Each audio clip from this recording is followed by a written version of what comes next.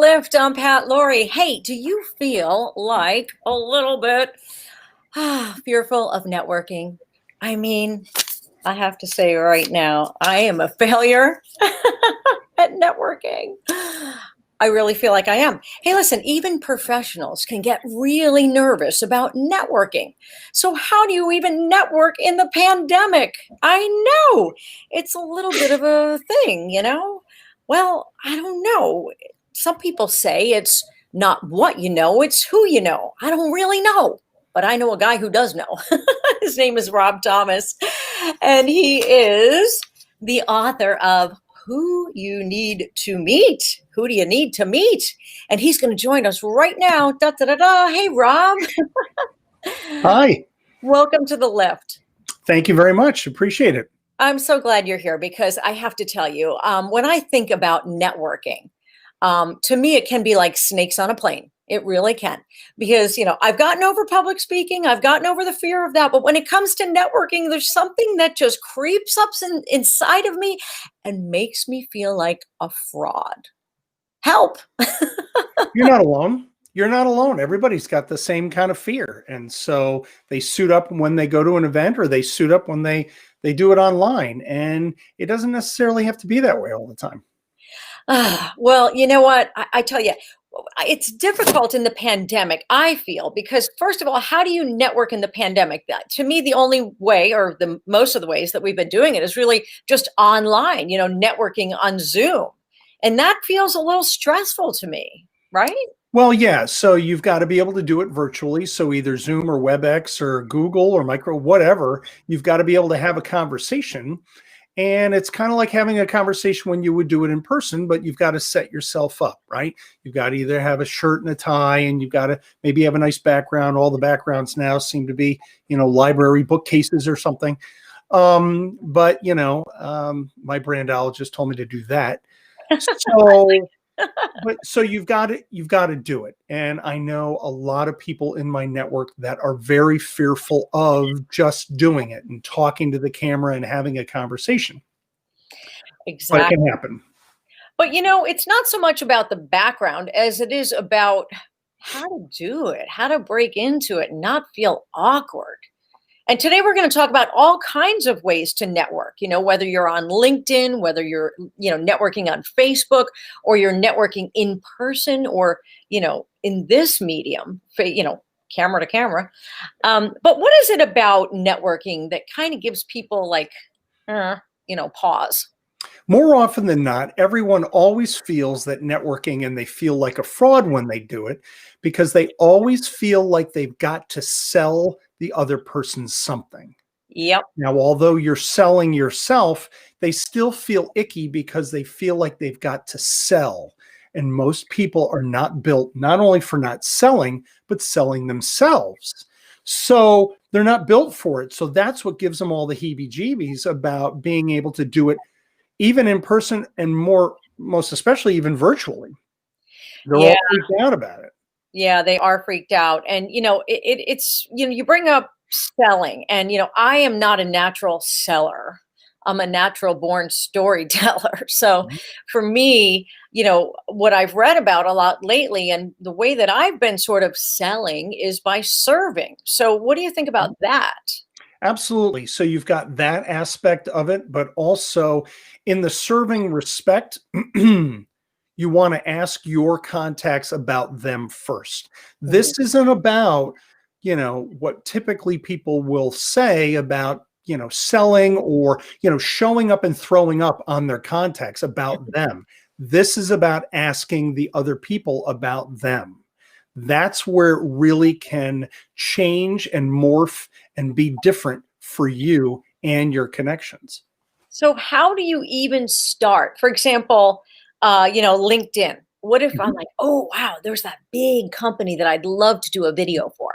How do I even, and maybe I'm connected to someone in the C-suite, but how do I even begin to reach out and not feel like, oh, I want something from you, because that's all what we suffer from.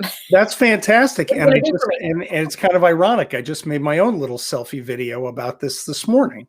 Okay. So, but the idea is that if you have a contact that works there in that How do I business, even, and maybe I'm connected. Oh. you're not, there you go. That's why it's live.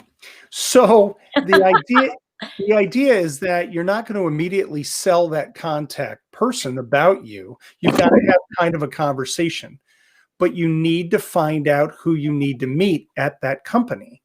Because we're not going to automatically take a resume or take an application and send it to our friend, and they're immediately going to go to HR and deliver it, and boom, you have a job. That seems like a dead end way. It doesn't work that way. Well, yeah. And conversely on that, people are just applying online, and then it goes into the black hole Oh, yeah. where their applications just die. So is that just like, is that even worth it? I mean, because a lot of people have this hope. Oh, I saw this thing come in my inbox and it's from some, employment agency and or recruitment agency. And it's like, well, what are the chances of even getting that position? I mean, is the big black hole of is that going to work or not? So the biggest challenge with that is my immediate answer is no, it's not going to work. However, you have to do that. You have to do it that way. The bigger the company, the bigger they're going to have that online application process where you have to do it their way to be able to do that. So in terms of a success ratio, I've been throwing all these applications and online and 45 and 50 and 60 and no cover letters. No, it's just not going to work that way. It's about knowing a person in there. So it's really about who you know then. I Yeah. mean, old saying, it's not what you know, it's who you know. I mean, Yep. is that really the case? It really is. The challenge is that my oldest son hates it when I talk like that because he's going to UConn, he's going to college to learn the what. But along the way, I'm trying to teach him about the who. So it's blended. I never got that. So when I was going through school, I was like, about the what, and then I never really figured out about the who. So the idea is to blend that kind of education before he graduates. So he'll have the who and the what. But to answer your question it really is all about who you know because they know you. That's the idea. Effective networking will cut through, guaranteed, it will cut through two biggest barriers that are out there. Ageism, which is a thing, and salary requirements. How much money am I going to make at this job? Effective networking cuts right through that.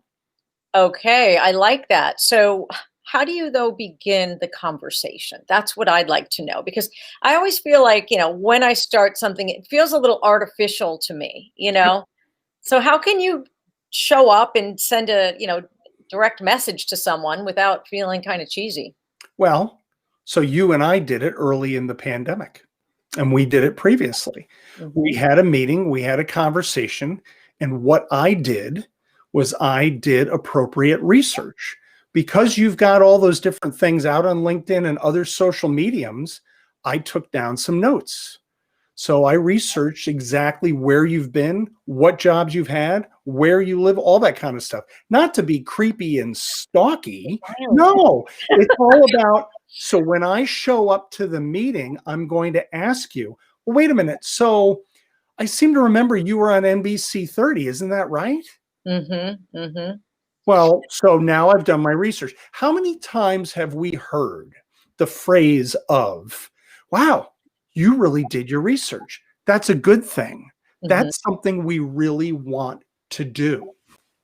Yeah, that totally makes sense because a cold reach out is just that, very cold. Right. And, like right now, I think Connecticut's not doing well compared to some other parts of the country. We're at like 6.1% unemployment. But I guess when you consider New York being at 9% and Hawaii being like 14% and Nevada, not doing well either, that's not such a bad thing. But sometimes it can feel so hopeless and you can feel so stuck when you're and so low. That's the part that gets me is I remember when I was unemployed, I had never felt as low and so, worthless. And I did, no one wants me.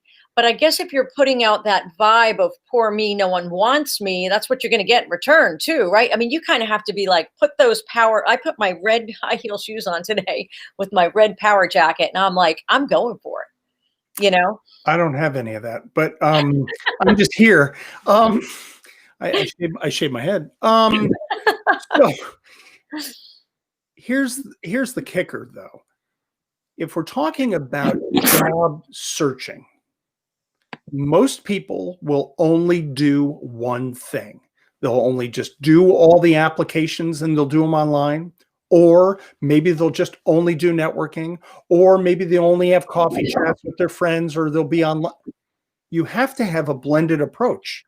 So for the people that are out there just throwing resumes up at these online portals and not checking in with the network of the people whom they already know, I don't have any help for you.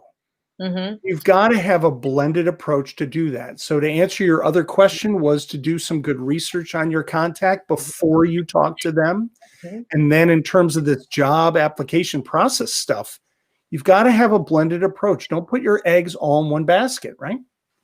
Okay, so how then you talk about building a team of trusted advisors? How do you go about doing that? And what do you mean by that?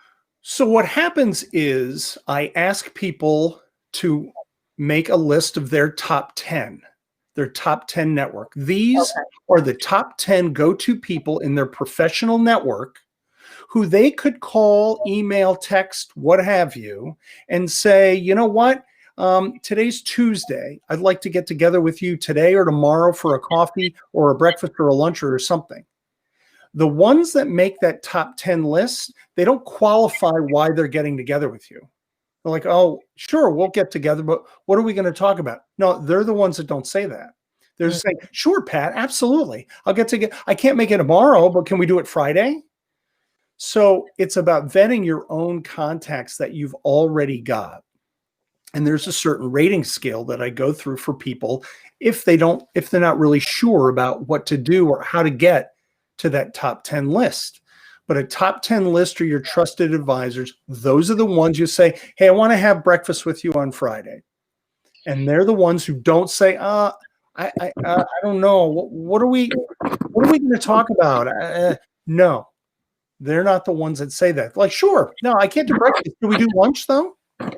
So, yeah, I mean, and a lot of people like to blow people off too. Yeah, sure, I'll do that. And then call and cancel. Those are not your trusted advisors for sure.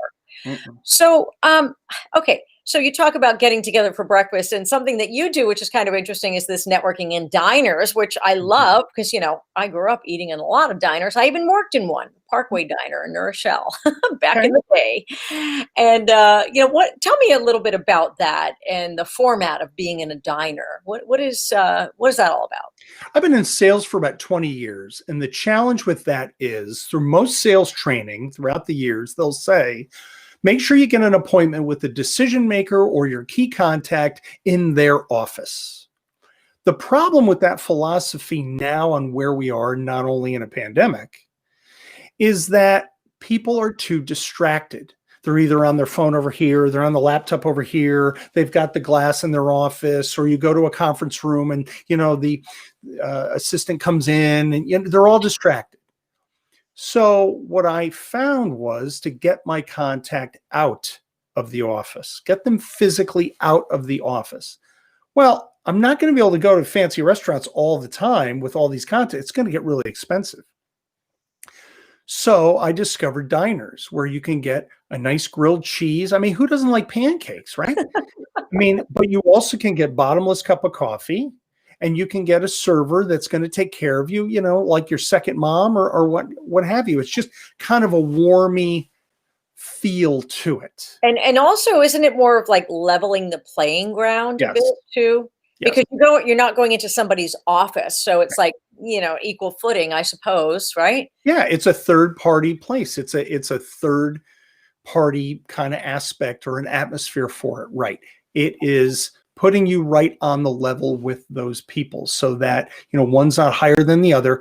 Plus, when you get them out of the office, not in a coffee shop because those are too loud, but when you go to a diner and get whatever food you want, you're going to have a discussion and they're going to be able to let their hair down. They're probably going to tell you some things that are happening in the office that you didn't know about or with the company. And that's why I stress going out to a diner with people, especially in the job search, or to make sure you have a virtual conversation. Because if they do it in private, they're probably going to tell you some stuff that isn't printed out on their website. And that's why you have to have a really good relationship with your business contacts. Yeah, it's true. I mean, of course, right now it's very difficult to, not a lot of people are going out to restaurants Right. or, eating out. And, what about when it comes to, Zoom networking, when you go into one of these networking groups and you have all these people and, how do you really break in and how do you break through and build connections on Zoom? Well, so that takes, it's really the onus is on the meeting that you're going to have. So in networking and diners, our membership group, we've got a certain kind of structure. So where I'll have people introduce themselves and what they do and who they need to meet. But it's about structure in those meetings. So the challenge is it's really up to either that chamber or that organization to make sure there's a good structure to meet those different people. On Zoom or other virtually, there's got to be that opportunity to put your information in the chat box. Mhm. So name and email and phone number, that's got to be a no-brainer, but don't push your luck. Mhm. Don't put everything in there. If you're told name, phone, and email, that's all you put in, or your website. Don't go on and on and on about everything and throw up and give me your brochure. I didn't ask for that. And that's where it gets to be a little icky. You Mhm. have Oh, to people follow can the see now. rules. Well, you Yeah. got to follow the rules when you're in these types of different interactions. Exactly. Yeah. No, I couldn't agree with that more. So, what are some of the mistakes then that people make when they're networking? Because I'm sure there's a lot of blunders that people make. Well, so I'm going to talk about it in terms of virtual world where we are right now. Okay. So if we were out in the person, there's kind of a whole other set, right? Immediately, you have to make sure you've got a good camera, you're dressed for success, just like you would be for the in-person meeting. So you're not wearing the ragged t-shirt and you're not unkept and the whole bit. You want to be straight and focused, have good light and good microphone, and be prepared for any kind of question, any kind of delivery of whatever it is you do. You've got to be just as spot on as everybody else. So when you don't do that and you're kind of like looking down here, you're not at the camera or you're over here, or the death of any kind of meeting will be when people are over here and they're looking at something, or they turn their camera off. Oh, yeah. Why in the world? Why? I see your name or then maybe your headshot picture. Why are you even on the meeting? Like, why? You know what? I could not agree with you more because even when I had, believe it or not, this even happens with one-on-one meetings, Mhm. which, I can't believe it. I was in a one-on-one meeting with someone and they didn't have their camera on. And I was like, excuse me, I've just put together this presentation and Right. please turn your camera on. And, Right. they did reluctantly, but I just think it's rude. So I think it sends the wrong signal that why not have a phone call if you're not going to put your video camera on? Well, you're not going to go to a diner and have a big, piece of paper in front of your face when you sit with them one to one, right? Right. So if you're doing it virtually, put your camera on. And I want to see your expressions. That's the other thing. I want to see how you react to questions. I want to see what kind of mood you're in, Oh, yeah. just as if we were doing it in person. So it's about really applying all that in-person stuff right here to the video. I know my camera is up here. I want to look at that more than look at myself or look down, but Mhm. it can be hard. It's difficult. Well, yeah, I mean that absolutely. And I teach that and I tell that to people all the time, but it just takes practice. But I mean, in terms of making mistakes, like, say your camera's all set up and you're shot and everything, what kind of blunders can you make? Is it, I heard that, I guess you really can't ask too much of someone that you really don't know too well, right? Well, right, but you have to do some research about them. So if it's a professional kind of meeting, you're going to go on their LinkedIn profile and find at least 2 or 3 things about them that you can ask them. You're going to ask about them. A blunder is showing up to a meeting cold, in Mhm. my opinion. You Okay. are cold. You haven't researched a thing. You've just kind of jumped on this. I really don't know what this guy wants, but we're connected on LinkedIn now. And so I guess I'll just get on and hi. No, no. And You also, want- I feel like you can spot a phony too, because I get a lot Yeah. of messages on LinkedIn where it's like, "Oh, I've been watching, what you're doing, and so interesting." And I'm like, "I know you're trying to sell me something." So how can you really be authentic? How can Well, you? when you get a message like that, if we're using LinkedIn as an example, and you get an invite like that, the idea is that you want to reply to that message and say, "Hey, great, thanks for inviting me to connect and reaching out with me, and I really appreciate it. But refresh my memory where we've met previously, or Mhm. maybe who we know together, or tell me how you think we can help each other in business." Right. You have to add the in business in there. Otherwise, it's going to have a different kind of connotation. Yeah, and that's important to note also. It's like, is it the number of connections or the quality of connections that you have? Quality. Okay. Quality. So don't just go after, in the beginning, I have to say, I've been on LinkedIn since 2009. And I think it was, I don't know, it was very early on. And I would only accept people that I actually had worked with. This was for many, many years. And then, only recently in the last couple of years have I been, okay, I don't know that person, but I'm going to connect with them and get to know them. But I mean, you certainly can't keep up with 500 connections or 1,000 connections or whatever. But the best way I think that you can let people know about you is by going on and doing videos and getting, letting people get to know you and your qualities and your views and your values. The hardest thing, Pat, that I've struggled with in having my own business and doing this and being virtual and doing kind of my own self marketing Hmm. is consistent content. Hmm. That has been my biggest struggle because it's exhausting.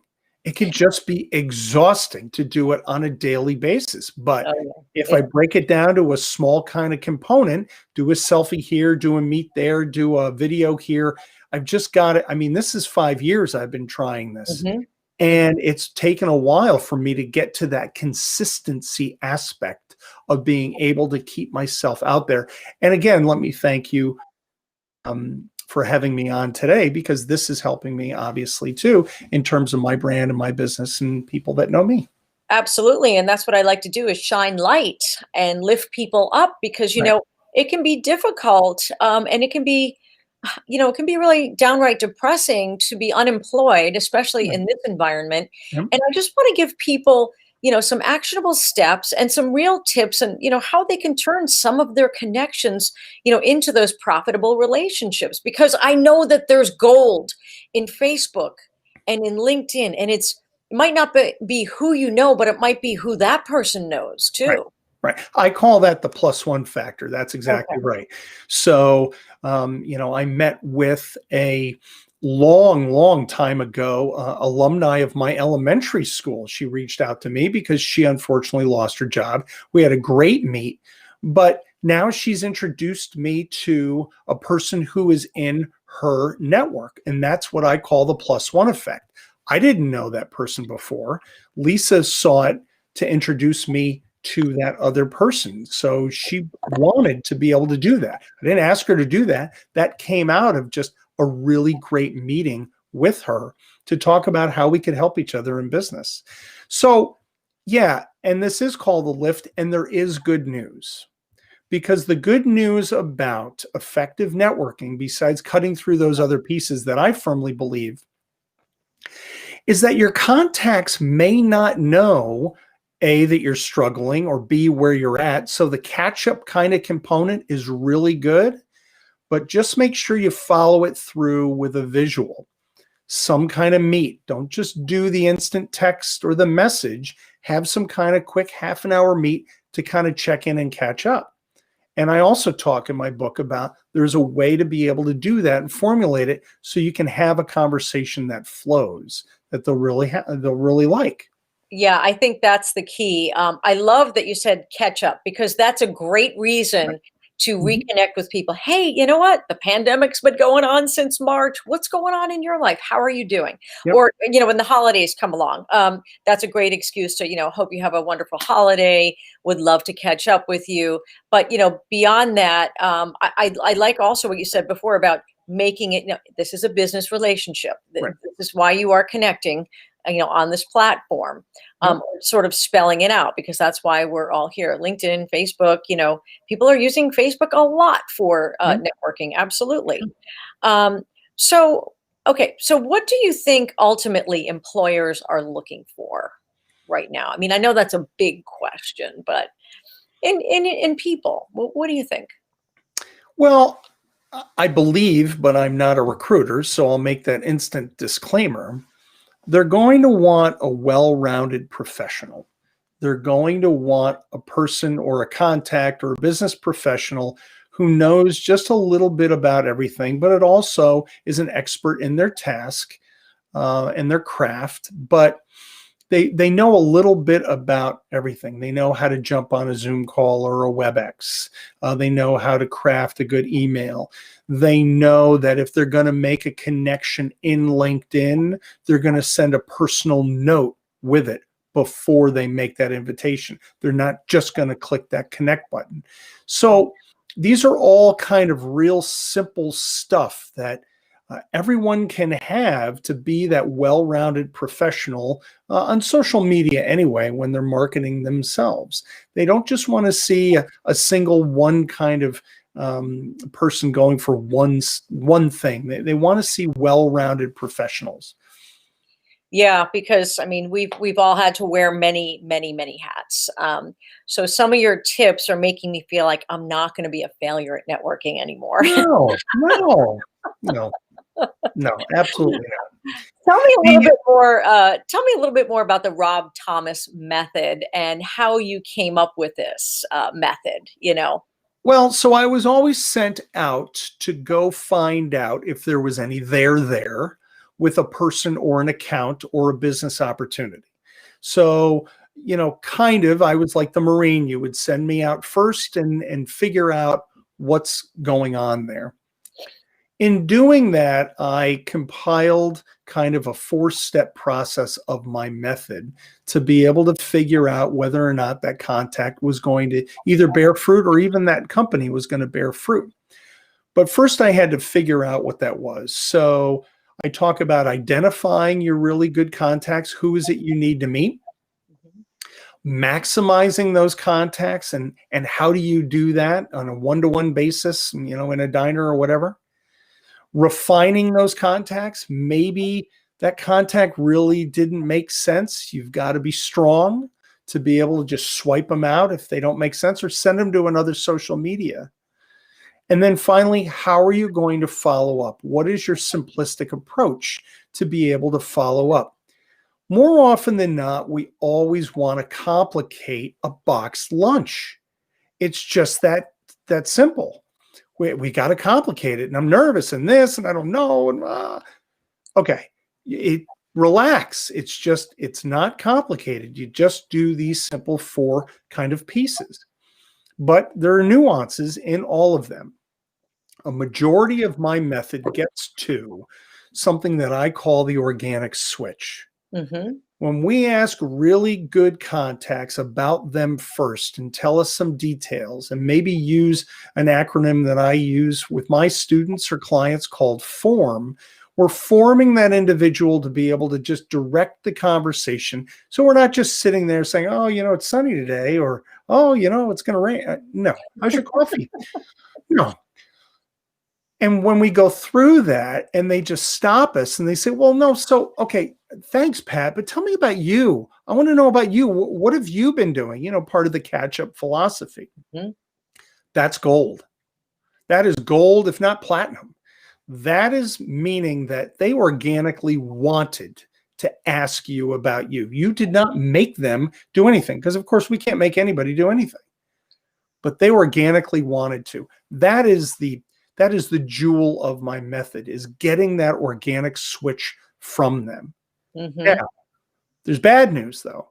If it doesn't happen, what do you do? And it kind of depends on each scenario, but you have a decision to make regardless on whether or not you're going to keep them in your professional network or not. You could disconnect with them. You're not killing them. If you take them out of your LinkedIn network, you're not killing them. What do you mean take them out of your LinkedIn? Oh my God. Oh, I've done tons of presentations where they're like, oh, I can't do that. How do I can't You do mean kick that. people out of your network? You're fine. You're going to be fine. Just send them to Facebook. They can still fog a mirror. You're fine. Everything is okay. But they're just not going to make sense in terms of a professional connection. And that's okay. But most people are like, oh, we got to have like 30, 50,000 contacts. No, you don't. No, you don't. I like that too because it's really quality over quantity, which can be really important. But how much, you bring up this point earlier about getting them to ask you about yourself, but then how much information is too much information? Because we're all living at home and working from home and, living 24/7, sometimes in the same spot, where it feels like that. So how do we filter out, the mundane, the unpleasant, Well, if you're on social media, and more particularly, again, this is a professional scenario, you're using LinkedIn as a guide. So if you've put yourself out there on LinkedIn in different pieces, you have given me permission to see that and ask about it. I'm not going to ask about every single line. I'm going to pick 2 or 3 interesting pieces about your LinkedIn profile to ask you about. When we go into the form particulars, form stands for family, occupation, recreation, or money or message, or, in my opinion, who you need to meet. Mhm. So family is like, simple question, where's home? I'm not getting crazy. Where's home for you? Mhm. Occupation, we probably already know, but if you've been in it for a while, well, you probably really enjoy it, right? Maybe you don't. Mhm. R is recreation. What do you like to do for fun? You like to golf. Do you like to swim? Do you like to bike ride? It all gives us a perspective of you as a human without getting too creepy. Exactly. Yeah, I like that because, in order to make a connection, you really need to be able to connect on non-business levels as well, to Right. just get people to know you holistically as a person, what your interests are, because then you might have a similar interest. Right. And it isn't about being creepy. This is about just asking certain kind of things, just one question here and there. I mean, you can go on and on and on, but I didn't ask you that. I just asked you one simple question, Mhm. kind of give you an idea. Plus, that's going to help me later. If I know that you happen to be a triathlon or triathlete, I might see something. This is old 70s sales kind of stuff where, oh, they were interested in that. So now I'm going to drip campaign on them, and I might send them an article, send them a piece because they told me they really liked to being a triathlete, as an Mhm. example. Ah, But okay. the final question really gets to the heart of the matter, especially professionally. If you can't identify who you need to meet, there's a disconnect there because most people will say, well, anybody who wants to buy my stuff or everybody who's going to hire me, those are people we don't know. I want to hear about the people that you need to meet. I mean, who I want to meet. I mean, I want a Ferrari, but I need to meet the regional vice president of Key Bank here in New Haven. That's who I need to meet. Mhm. But I want a Ferrari. I mean, they're different who do I want to meet? No, I didn't ask you that. I asked you who you need to meet. So it's really targeted then. What you Yeah. can do is hone it and get really specific. And that's, I guess when you get specific, you get better results. And sometimes it's very hard to rein in. So I always struggled with this part too, in my business, because I'm a video storyteller. I would love to tell stories about absolutely everything, Mhm. Mhm. anything. But people are like, no, no, no, you have to niche, you have to niche, you have to niche. I'm still working on that, but because I just love the variety. But I think when you are talking about having a specific skill and a specific interest, honing it and really targeting can help. Well, because I might already have an assumption in my brain about who I think you need to meet. You might already know them, or that's really not up your alley of where you want to go. Or we may sit down and we're going to talk about the job you're in. And after about 10 minutes, you can be like, yeah, I don't want to be in this job anymore. I want to go over here. Right. Oh, wait a minute. And it throws it all off. That's key to find out. And we're not going to get that from a LinkedIn post. I mean, we might be able to assume or kind of we're not going to get that. We have to have a conversation in person. What do you think about sending videos to people, direct messaging videos to people on the social channels? What do you think about that? So I kind of like it, but I'm a little nervous about it, but I like it. I know there's a lot of software platforms out there that do that. I've had two come back to me through two different podcasts that I've done. So I kind of like it. I think it's pretty creative as long as you don't go on and on and on. I've been trying to just do real simple snackable content, but not necessarily sending it to people, just kind of putting it up and out there for like a minute. I think going on longer than that gets to be a droning and like, okay, I don't have time to watch this kind of jazz. It's true. Yeah. And if you are going to send, making videos and direct messaging people with them can be very effective, Yep. but definitely brevity Yeah. is your best friend there. For sure. Well, Rob, I so appreciate you being with me today, talking about networking in the pandemic, giving us some really actionable tips, making that catch-up connection, I think Yep. is probably something that people can do just right now, Right. and a step that people can do right now. Right. I wish you the best of luck. Your book is Who Do You Need to Meet? Rob Thomas, and you might find him in a diner near you, hopefully very soon. I hope so. Rob, thank you so much for all of your knowledge, and have a wonderful Thanksgiving. Thank you very much. You too. Absolutely. You too. Appreciate All it. right.